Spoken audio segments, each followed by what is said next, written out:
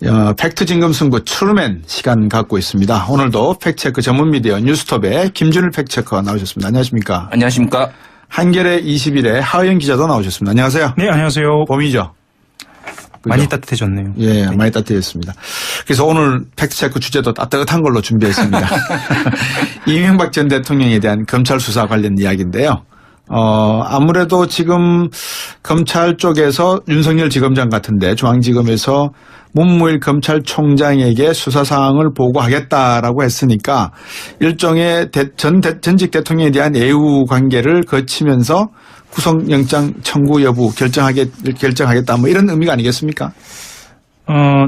일단 언제냐라고 기자들끼리는 예. 내기를 하는 뭐 이런 상황이 언제라고 이야기 나오세요? 보통 15일 전후라고 이야기를 하고 있거든요. 지금부터 15일 전후요? 아니요. 그게 아니라 3월 15일. 네, 왜 그러냐면 3월 15일이 본격적으로 본격적으로 후보 등록을 하기 위해서 본인들의 공직 사퇴를 하기 위한 그 시점입니다. 그렇다고 한다면 본격적인 선거가 또 시작된다. 그렇죠. 이렇게 볼 수도 있거든요. 예. 정무적인 판단을 하기 위해서라도 선거전으로 돌입하기 전에 포토라인에 서는 게 좋겠다라고 판단할 수 있다는 겁니다. 예, 선거하고 포토라인 서는 거하고 어떤 관계입니까? 네, 아무래도 야당에서는 이거를 이제 정치 보복이라고 얘기를 하고 계속 이 이슈가 나오면은 좀 뭐 부담이 될 테니까 그런 비판들을 검찰이 아무래도 의식을 해서 아무래도 뭐 이런저런 일정을 다 고려를 하거든요. 그래서 이제 보통 통보를 하고 소환까지는 전례를 보면은 노무현 대통령 때는 4일이 걸렸고요. 통보한 다음에 이제 소환된 게 그리고 박근혜 대통령 때는 6일이 걸렸습니다. 그러면 이제 그 하영 기자가 얘기를 했듯이 15일이면은 다음 주 중에 소환 통보를 해야지 15일에 이제 15일 전후로 해서 할 수 있다라는 거예요. 그래서 일부 언론에서는 이르면 이번 주 중에 한다라고 하는데 이번 주에는 사실 정치적 이벤트가 많습니다. 일단 수요일에는 여야 영수회담이 있지 않습니까? 특사 보낸 거 그런 것도 해야 되고 해서 아마 제 예상으로는 이번 주는 아니고 다음 주 중에 통보를 하지 않을까. 그래서 15일 전후로 해서 이제 소환이 되는 그런 모양새가 나올 것 같습니다. 소환이 되면 소환에 응하게 되나요? 안 응해도 상관이 없나요? 물론 응하지 않아도 상관은 없죠. 그런데 전두환 전 대통령의 신뢰로 봤을 때에도 응하지 않았을 경우에 정치적 실익을 얻기가 어렵죠. 그리고 얼마 전에 이명박 전 대통령이 천안함을 갑자기 찾아간다든지 이런 여러 가지 그 여론을 의식하는 행보를 하고 있지 않습니까? 그렇다고 한다면 본인이 출석하는 모습을 보이는 게 오히려 유리할 수도 있겠다라고 판단을 분명히 할 것 같습니다. 김준일 팩트체크 지금 이명박 전 대통령이 받고 있는 혐의가 어떤 겁니까? 주요 혐의가? 사실 너무 많아서요. 너무 많아요? 갑자기 이게 좀 급속도로 양이 중량도만 몇 가지 뭐 짚어주시죠. 일단은 뇌물죄로 받은 게 한 100억 원 된다고 하던데요?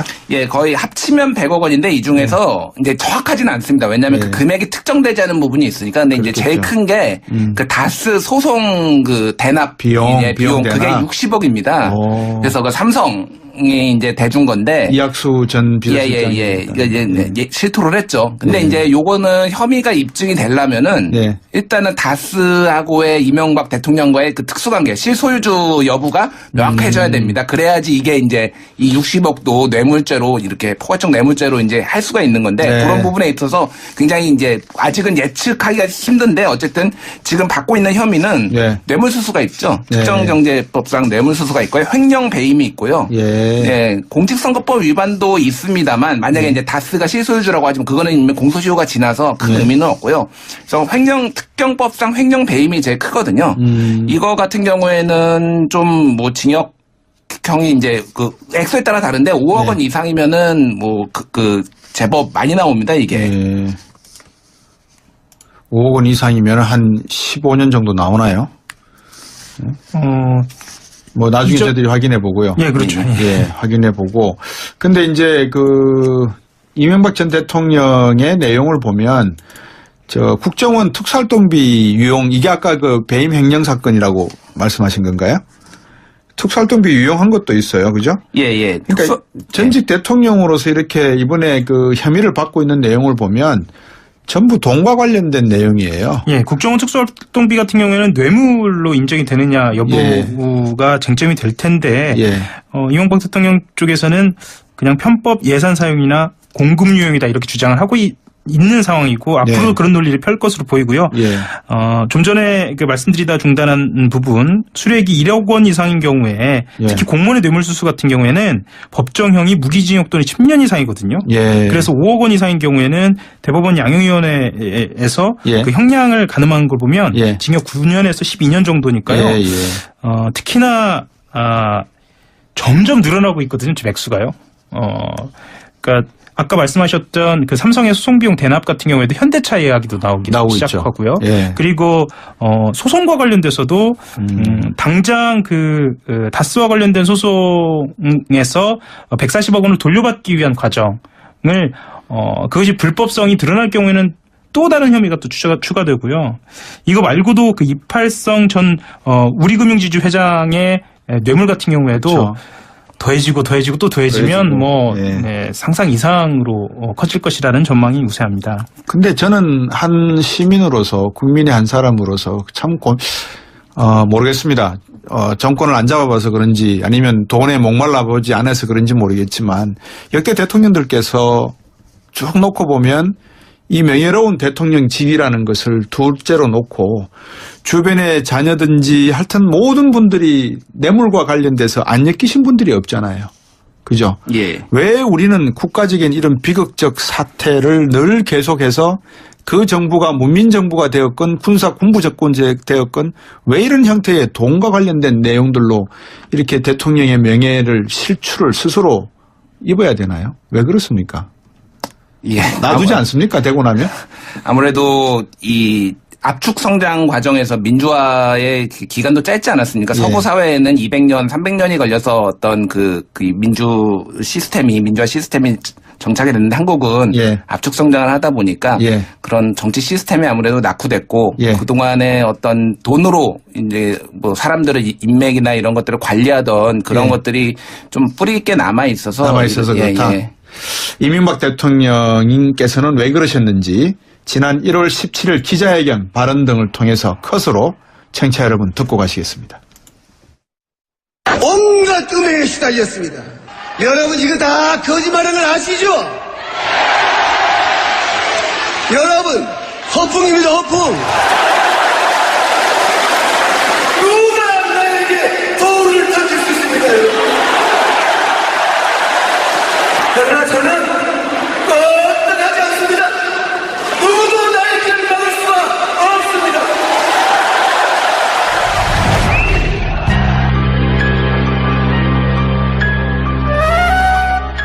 선수, 나는 헌법을 준수하고 국가를 보위하며 조국의 평화적 통일과 국민의 자유와 복리의 정진 및 민족 문화 창달에 노력하여 대통령으로서의 직책을 성실히 수행할 것을 국민 앞에 엄숙히 선서합니다. 2008년 2월 25일 대통령 이명박.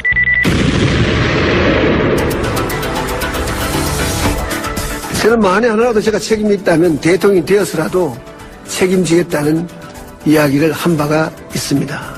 그 대통령이 된 후에도 이 BBK 문제와 관련해서 뭔가 문제가 있다면 그리고 문제가 있다는 건 간단하죠. 주식 소위 거래하는데 부당 거래죠. 말하자면 주가 조작. 조작이라고 할 수 있죠. 주가 조작에 가담을 했느냐. 그 BBK라는 회사가 내 회사냐.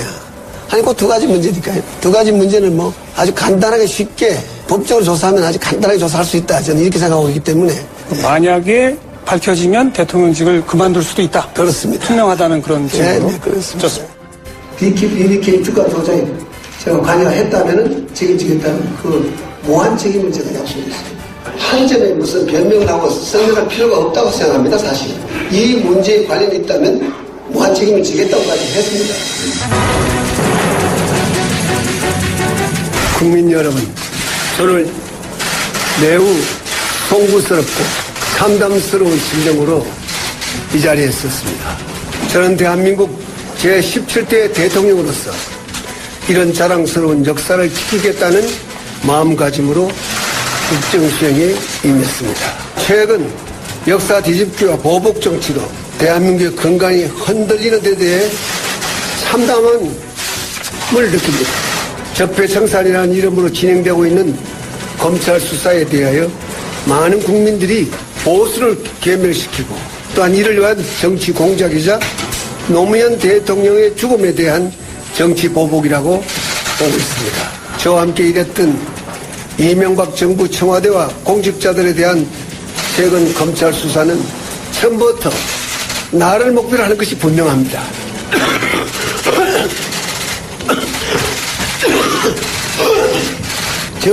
재임 중 일어난 모든 일의 책임은 저에게 있습니다. 더 이상 국가를 위해 헌신한 공직자들을 짜 맞추기식 수사로 괴롭힐 것이 아니라 나에게 물어달라 하는 것이 저의 오늘의 입장입니다.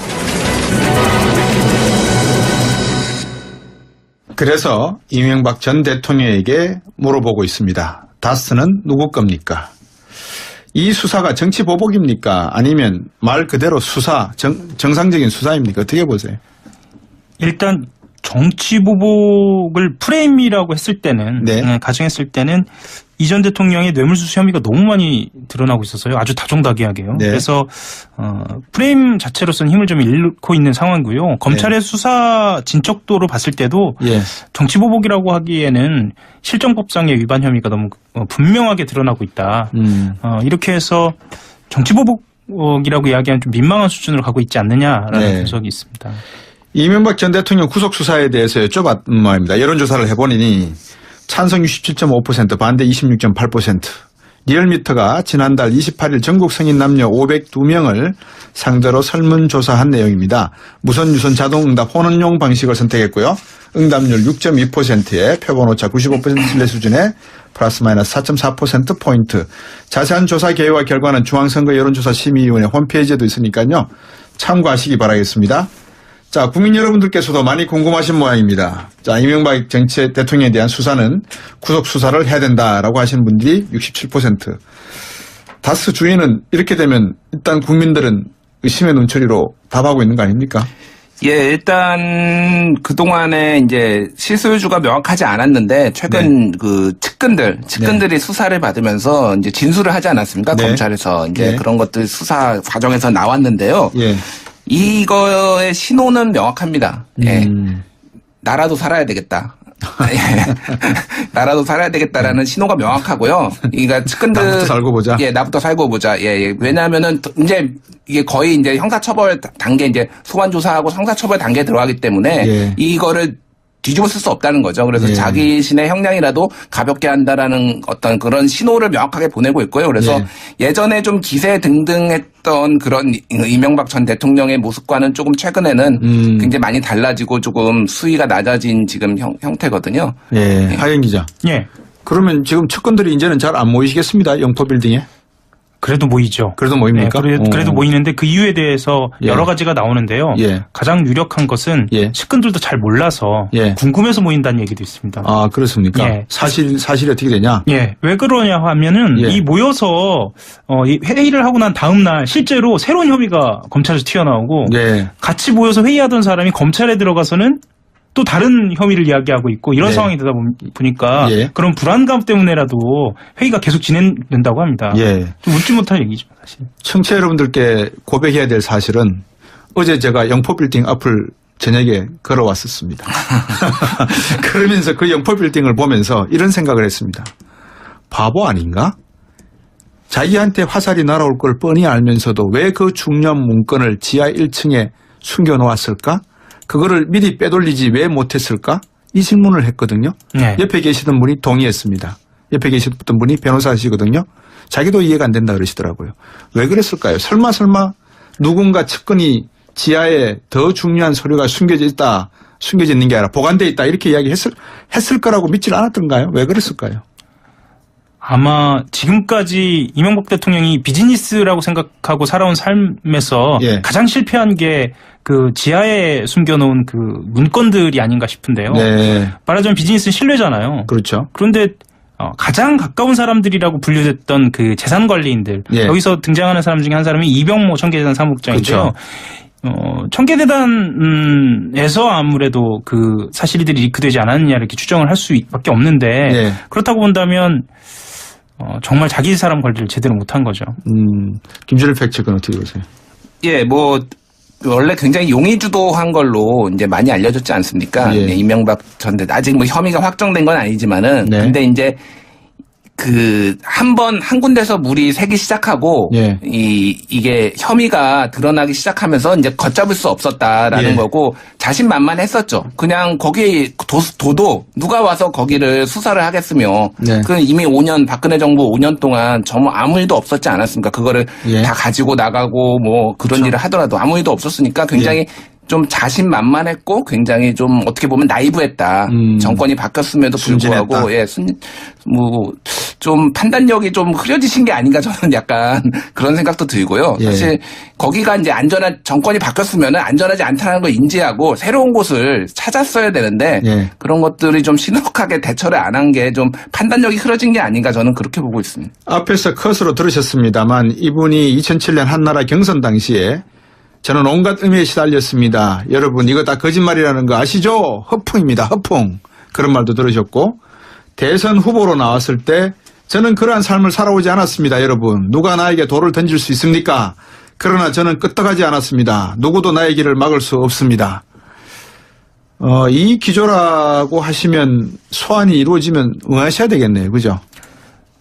당연히 응할 겁니다. 당연히 예. 응할 거고 일단은 그 변호인들도 소수지만 선임을 했다고 선임을 해서 예. 준비를 하고 있는 상황이기 때문에 어느 그 순서대로 어떤 논리로 응할지만 좀 간결하게 정리를 해서 대비를 할 것으로 보입니다. 근데 김준일 팩트체크 예. 우리가 일반적으로 생각해서 정말 일반적으로 생각해서 만약에 보수 정부가 또다시 정권 연장을 해서 정권을 잡았다면 예. 과연 이명박 대통령이 수사선상에 올랐을까요? 뭐 알 수는 없죠. 역사의 가정은 가정. 없으니까. 근데 예. 저는 안 섰으리라고 봅니다. 그러면 그러면 만약에 그 논리선상에서 연장하면 보복 수사 아니에요? 어찌 보면 묻혀 있었던 진실이 드러난 것으로 볼 수 있죠. 네. 이것은 보복이 아니고 감춰진 진실이 아닐까라는 생각이 좀 듭니다. 뭐 이것은 그 언론의 한 역할이었기도 했는데 그렇다면 기자로서 무엇을 했느냐라고 하면 저 또한 뭐 부끄럽고 좀 참담한 그런 심정이긴 한데요. 어쨌거나 이것이 보수 정권이었으면 덮였을까라고 한다면 저는 보수 정권이었어도 반드시 드러났어야 했다 정도가 맞지 않을까 싶습니다. 가장 간단한 그 진리라고 해야 될까요? 상식이 하나 있죠. 완전 범죄란 없다라는 거, 그죠? 네. 영포빌딩 바로 건너편 서초 로타리 건너편에 있는 교회가 이명박 대통령 다니시는 교회죠.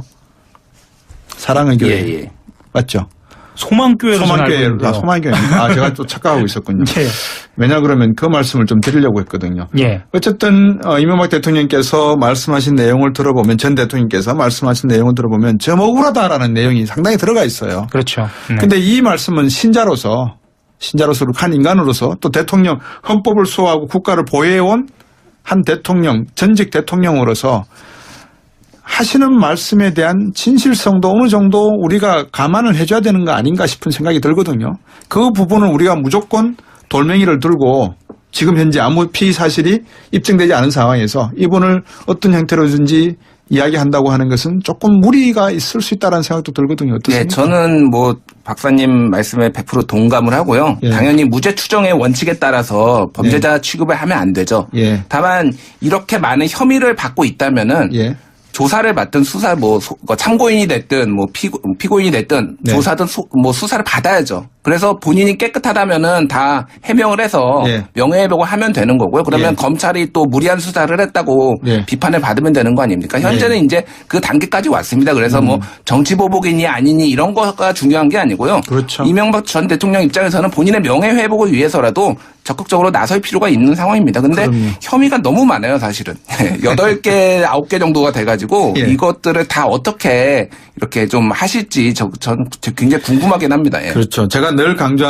말씀드리는 이야기잖아요. 어떤 그 피의자에 대한 피의 사실이 있을 때 이게 항상 우리가 그분의 인권을 존중해주는 차원에서 무죄 원칙에 의해서 이 사건을 바라봐야 된다라는 입장인데 그런 입장에서 놓고 보면 이명박 전 대통령에 대한 여러 가지 수많은 사건에 대한 내용은 아직까지 입증된 바가 없기 때문에 피사실로 그냥 저들이 두고 여기서들이 이제 팩트 체크하는 거 아니겠습니까? 네. 예. 결국 근데 너무나 많다라고 말씀하신 그 건들에 대한 팩트 체크는 다 된 거 아니에요. 일단 받았고 줬고 뭐 행해진 거 아닙니까? 뭐 정확하게는 대법원까지 가봐야지 아는 거지만은 어쨌든 현재 검찰 수사로 구속된 사람이 있고 네. 줬다라는 것들이 혐의가 명확하고 이런 것들 부분이 있죠. 이를테면은 뭐 재산관리인 이영배 씨가 뭐 90억대 횡령 배임을 해서 구속됐고, 예. 뭐 이를테면 재산관리인 이병모 씨가 60억대 횡령 배임으로 또 구속됐고 이런 예. 것들은 다 나온 사실 아닙니까? 예. 그래서 다스 실소유주 의혹을 받고 있고 그런 예. 것들이 이제 사실관계가 점점 드러나고 있는 상황인 거죠. 예. 예.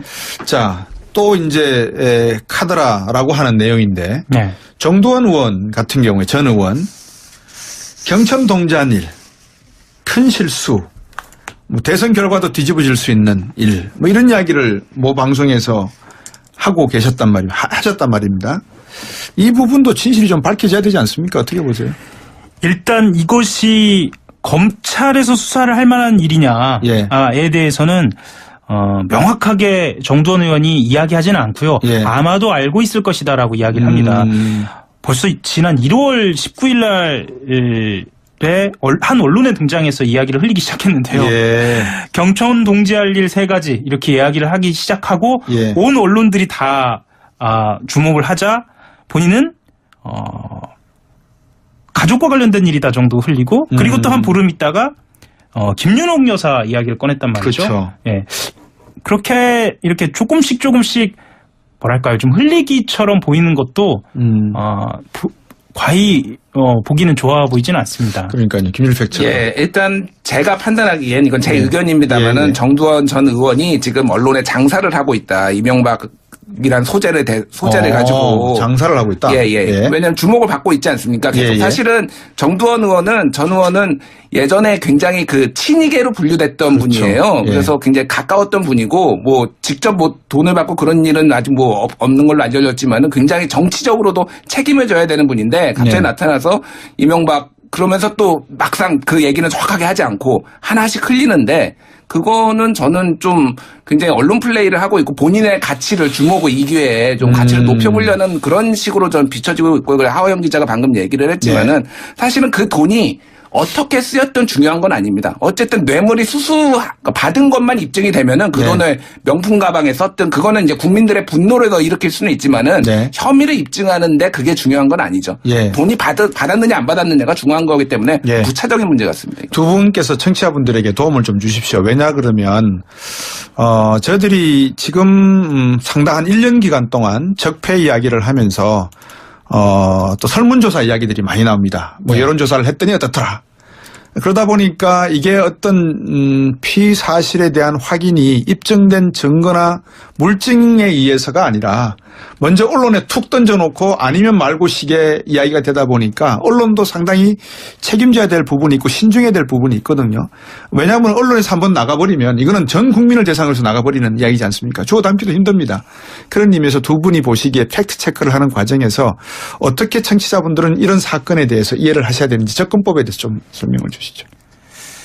사실 지금은 그 기준을 말씀드리기 좀 민망한 수준입니다. 왜냐하면 이게 피의 사실 공표냐 아니냐라는 것을 구분을 해서 검찰이 지금 그 선상에 설 만한 것을 두고 고민 끝에 발표를 하는 것이고 그것을 또 언론이 전달하는 것이긴 한데 그렇다고 한다면 어떤 것을 가려 들어야 하느냐라고 했을 때는 나중에 이 지금 거의 10여 가지가 넘는 것 중에 무죄가 나오는 것을 언론이 어떻게 책임져야 하는 것인가에 대한 고민까지 가기 때문에 사실은 좀 어렵습니다. 그런데 이거는 분명합니다. 뭐냐 하면 다스는 누구 겁니까? 라는 질문에 대한 답 그리고 그것과 무관하게 뇌물을 받았느냐 안 받았느냐의 답은 좀 구분해서 다스는 누구 겁니까? 라는 질문에 대한 답은 굉장히 멀리 가는 굉장히 정치하게 들어가는 재판에서 어떻게 될지 모르는 변수가 있는 문제고 사실은 이팔성 전 회장을 말씀드렸지만 그분을 위시해서 뇌물을 주고받은 건 좀 분명하다. 예. 뭐 이 정도는 말씀드릴 수 있을 것 같습니다. 알겠습니다. 김준일 팩트체크. 예, 일단 뭐 한국 언론의 어떤 피의 사실 공포 이게 좀 많이 문제가 됐죠. 예전에 노무현 대통령 같은 경우에는 수사 과정에서 그러니까요. 조사 과정에서 뭐 이제 국정원이 공작까지 하고 근데 이제 뭐 지금은 그런 거는 없으리라고 저는 이제 뭐 믿고 있습니다만 어쨌든 관행적으로 검찰이 흘리고 언론이 받아쓰고 하는 요거 관행은 문제라고 일단 말씀드리고요. 다만 이제 지켜보셔야 될, 국민 여러분께서 지켜보셔야 될 거는, 이제, 이 다스의 실소유주가 누구냐, 아까 그 하영 기자가 얘기했지만은 그 부분은 일단은 그 별도의 문제입니다. 그동안 계속 다스 얘기를 했지만은 이미 그 뇌물수수로 넘어갔어요. 모든 요 포인트가 그렇죠. 이미 다 밝혀지고 있기 때문에 그 부분에서 유죄가 나면은 다스가 밝히지 못하더라도 분명히 죄는 죄값을 치러야 된다. 이런 부분에 좀 집중하시면 좋을 것 같습니다. 그 한 정치인을 우리의 지도자로 뽑기 위해서는 그 사람의 일기장을 저희들이 국민들이 정말 샅샅이 낱낱이 들여다볼 수가 있어야 되지 않나 하는 생각을 늘 해봅니다. 그 사람이 어떻게 살아왔고 어떤 철학을 가지고 있고 어떻게 국정을 운영할 비전을 가지고 있는지 어릴 때부터 가졌던 그 꿈과 이상을 일기장을 들여다보지 않고 그 당시에 유행하는 말로 그 당시에 하나의 유행하는 시대적 흐름으로 지도자를 뽑게 되면 그 끝이 과연 우리 국가와 민족에게 어떤 도움이 될지 한번 생각해보는 시간으로 갖도록 하겠습니다. 오늘 두 분 말씀 잘 들었습니다. 고맙습니다. 팩트 진검승부 트루맨 팩트체크 전문 미디어 뉴스톱의 김준일 팩트체커 그리고 한겨레 21의 하영 기자 두 분과 함께했습니다. 고맙습니다. 감사합니다. 화요일로 오겠습니다. 곽수정이었습니다. 고맙습니다.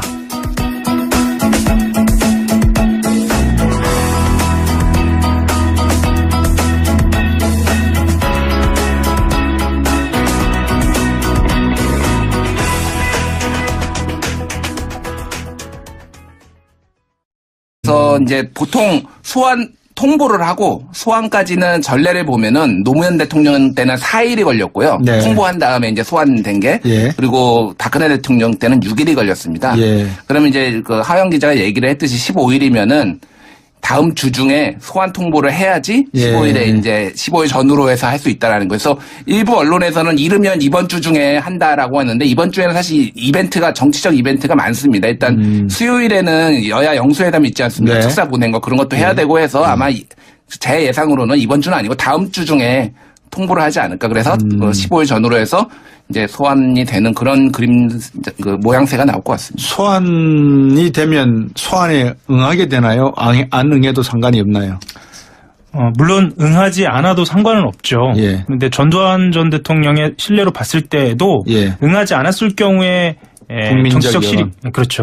실익을 얻기가 어렵죠. 그리고 얼마 전에 이명박 전 대통령이 천안함을 갑자기 찾아간다든지 이런 여러 가지 그 여론을 의식하는 행보를 하고 있지 않습니까? 그렇다고 한다면 본인이 출석하는 모습을 보이는 게 오히려 유리할 수도 있겠다라고 판단을 분명히 할 것 같습니다. 김준일 팩트체크 지금 이명박 전 대통령이 받고 있는 혐의가 어떤 겁니까? 주요 혐의가? 사실 너무 많아서요. 너무 많아요? 갑자기 이게 좀 급속도로 이 양이 중요한 몇 가지 뭐 짚어주시죠. 일단은 뇌물죄로 받은 게 한 100억 원 된다고 하던데요? 거의 합치면 100억 원인데 이 중에서 이제 정확하지는 않습니다. 왜냐하면 그 금액이 특정되지 않은 부분이 있으니까. 근데 이제 제일 큰 게 그 다스 소송 그 대납 비용 그게 60억입니다. 수수료액이 1억 원 이상인 경우에 특히 공무원의 뇌물수수 같은 경우에는 법정형이 무기징역 또는 10년 이상이거든요. 그래서 5억 원 이상인 경우에는 대법원 양형위원회에서 그 형량을 가늠한 걸 보면 징역 9년에서 12년 정도니까요. 특히나 점점 늘어나고 있거든요. 액수가요. 그러니까 아까 말씀하셨던 그 삼성의 소송 비용 대납 같은 경우에도 현대차 이야기도 나오기 시작하고요. 그리고 소송과 관련돼서도 당장 그 다스와 관련된 소송에서 140억 원을 돌려받기 위한 과정을 그것이 불법성이 드러날 경우에는 또 다른 혐의가 또 추가되고요. 이거 말고도 그 이팔성 전 우리금융지주 회장의 뇌물 같은 경우에도 더해지고 또 더해지면 상상 이상으로 커질 것이라는 전망이 우세합니다. 근데 저는 한 시민으로서 국민의 한 사람으로서 참 모르겠습니다. 정권을 안 잡아봐서 그런지 아니면 돈에 목말라 보지 않아서 그런지 모르겠지만 역대 대통령들께서 쭉 놓고 보면 이 명예로운 대통령 직위라는 것을 둘째로 놓고 주변의 자녀든지 하여튼 모든 분들이 뇌물과 관련돼서 안 엮이신 분들이 없잖아요. 그죠? 예. 왜 우리는 국가적인 이런 비극적 사태를 늘 계속해서 그 정부가 문민정부가 되었건 군사 군부정권제 되었건 왜 이런 형태의 돈과 관련된 내용들로 이렇게 대통령의 명예를 실추를 스스로 입어야 되나요? 왜 그렇습니까? 예. 놔두지 않습니까? 되고 나면? 아무래도 이 압축 성장 과정에서 그래서 그 삼성이 이제 대준 건데. 이학수 전 비서실장. 이제 실토를 했죠. 근데 이제 요거는 혐의가 입증이 되려면은 일단은 다스하고의 이명박 대통령과의 그 특수관계, 실소유주 여부가 명확해져야 됩니다. 그래야지 이게 이제 이 60억도 뇌물죄로 이렇게 포괄적 뇌물죄로 이제 할 수가 있는 건데 그런 부분에 있어서 굉장히 이제 아직은 예측하기가 힘든데 어쨌든 지금 받고 있는 혐의는 뇌물수수가 있죠. 특정경제법상 뇌물수수가 있고요. 횡령 배임이 있고요. 공직선거법 위반도 있습니다만 만약에 이제 다스가 실소유주라고 하지만 그거는 이미 공소시효가 지나서 큰 의미는 없고요. 그래서 특경법상 횡령 배임이 제일 크거든요.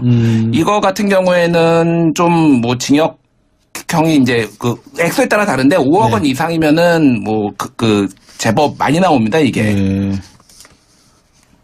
5억 원 이상이면 한 15년 정도 나오나요? 뭐 나중에 저희들이 확인해 보고요. 예, 그렇죠. 확인해 보고. 근데 이제 이명박 전 대통령의 내용을 보면 국정원 특수활동비 유용 이게 아까 배임 횡령 사건이라고 말씀하신 건가요? 특수활동비 유용한 것도 있어요, 그죠? 예. 그러니까 전직 대통령으로서 이렇게 이번에 혐의를 받고 있는 내용을 보면. 전부 돈과 관련된 내용이에요. 예, 국정원 특수활동비 같은 경우에는 뇌물로 인정이 되느냐 여부가 쟁점이 될 텐데 이명박 대통령 쪽에서는 그냥 편법 예산 사용이나 공금 유용이다 이렇게 주장을 하고 있는 상황이고 앞으로 그런 논리를 펼 것으로 보이고요. 좀 전에 말씀드리다 중단한 부분 민주화의 기간도 짧지 않았습니까? 서구 사회에는 200년, 300년이 걸려서 어떤 민주화 시스템이 정착이 됐는데 한국은 압축 성장을 하다 보니까 그런 정치 시스템이 아무래도 낙후됐고 그동안에 어떤 돈으로 이제 뭐 사람들의 인맥이나 이런 것들을 관리하던 그런 것들이 좀 뿌리 있게 남아 있어서 그렇다. 이명박 대통령님께서는 왜 그러셨는지 지난 1월 17일 기자회견 발언 등을 통해서 컷으로 청취자 여러분 듣고 가시겠습니다. 온갖 음해에 시달렸습니다. 여러분 이거 다 거짓말인 걸 아시죠? 여러분 허풍입니다. 허풍. 누가 나에게 돌을 던질 수 있습니까? 그러나 저는 껐떡하지 않습니다. 누구도 나의 길을 막을 수가 없습니다.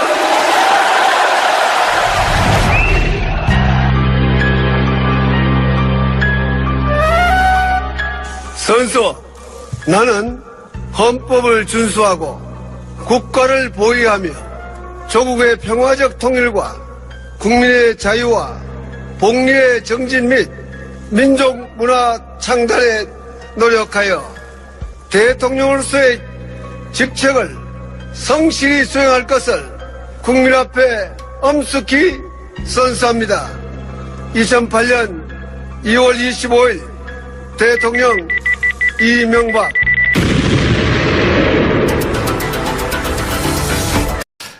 팩트 진검 승부 트루맨 시간 갖고 있습니다. 오늘도 팩트체크 전문 미디어 뉴스톱의 김준일 팩트체커가 나오셨습니다. 안녕하십니까? 안녕하십니까? 한겨레 21의 하의연 기자도 나오셨습니다. 안녕하세요. 네, 안녕하세요. 봄이죠? 그죠? 많이 따뜻해졌네요. 예, 많이 따뜻해졌습니다. 그래서 오늘 팩트체크 주제도 따뜻한 걸로 준비했습니다. 이명박 전 대통령에 대한 검찰 수사 관련 이야기인데요. 아무래도 지금 검찰 쪽에서 윤석열 지검장 같은데 중앙지검에서 문무일 검찰총장에게 수사 사항을 보고하겠다라고 했으니까 일종의 전직 대통령에 대한 애우 관계를 거치면서 구속영장 청구 여부 결정하겠다 뭐 이런 의미가 아니겠습니까?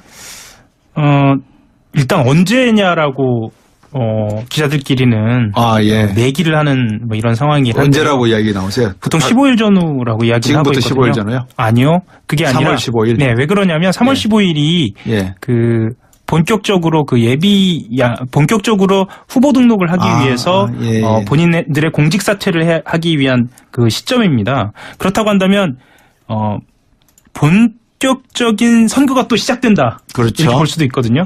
정무적인 판단을 하기 위해서라도 선거전으로 돌입하기 전에 포토라인에 서는 게 좋겠다라고 판단할 수 있다는 겁니다. 선거하고 포토라인 서는 거하고 어떤 관계입니까? 아무래도 야당에서는 이거를 이제 정치 보복이라고 얘기를 하고 계속 이 이슈가 나오면은 좀 뭐 부담이 될 테니까 그런 비판들을 검찰이 아무래도 의식을 해서 아무래도 뭐 이런저런 일정을 다 고려를 하거든요. 그래서